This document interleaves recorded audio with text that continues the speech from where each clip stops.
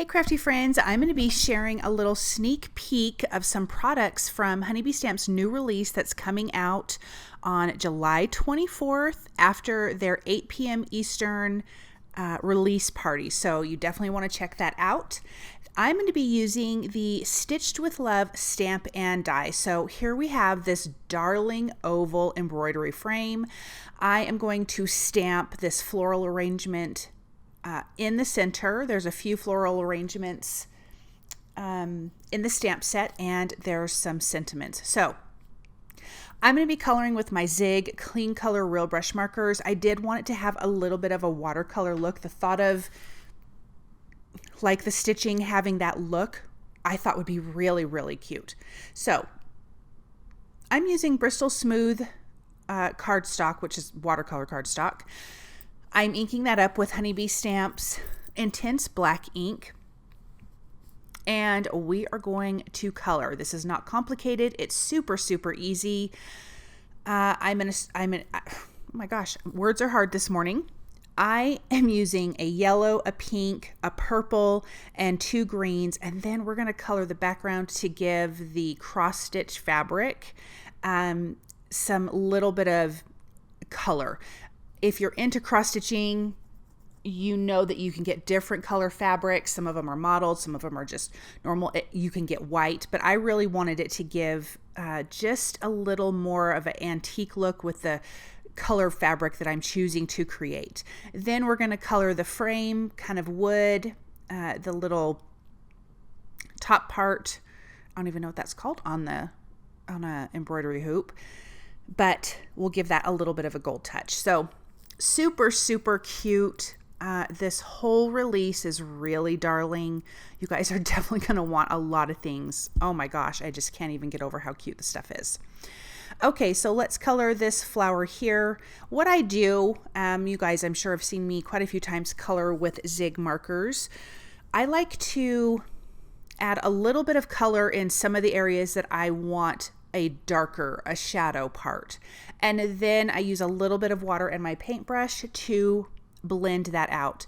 Now, depending on the color that you're using, but like this pink and the purple, it's pretty saturated. And so if I get too much on my brush, I'm going to wipe that off before I continue to keep coloring. The reason why I do that is because I want some lighter areas too.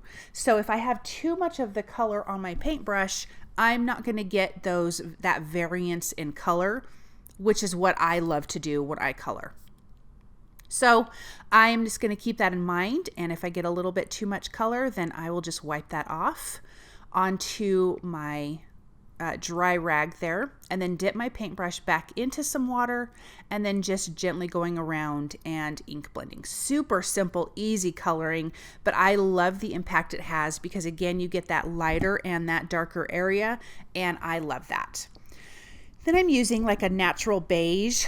I do add a little bit more to this inside, but I thought this is really pretty, and I'm going to add most of the color to the outside edge, and then with my paintbrush and water, blend that out and bring that a little bit closer to those other images.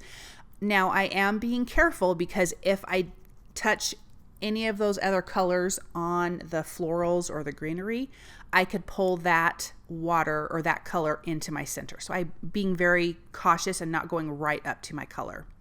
I used ochre for the top to give a little bit of a gold look.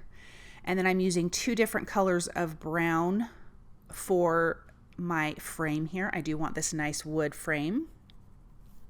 I really wanted this to feel very antique-y, like maybe you're going through your grandmother's things and you found this old, it could be embroidery too, or cross stitch. It could be either one, right?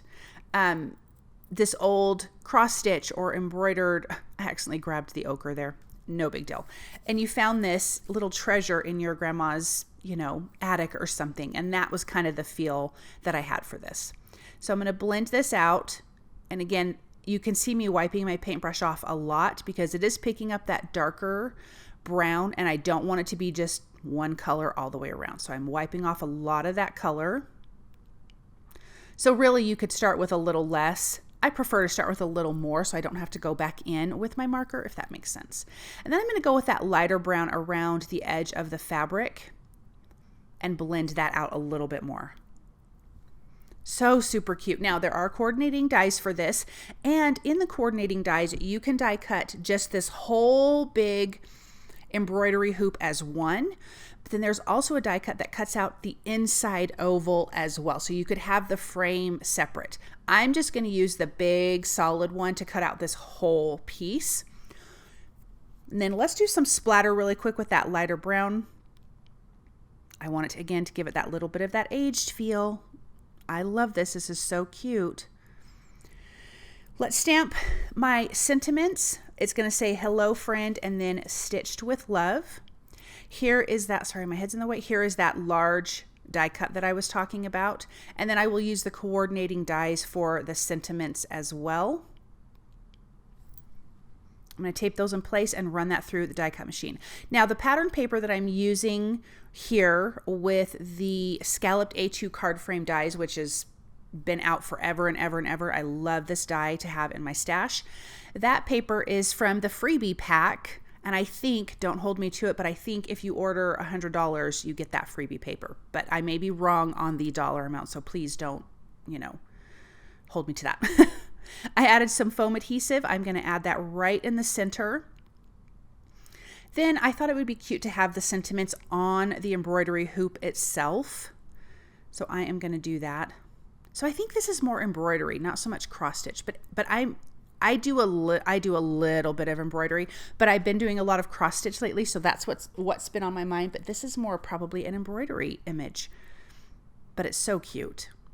It's so grandma-esque, which is really funny because I am a grandma. It totally fits. And then I'm going to finish this off with some Winter Wonder gem stickers that have been out forever from a Christmas release. And I'm just going to add some white ones of those, and then this card is finished. Thank you guys so much for joining me. I hope you have a great day.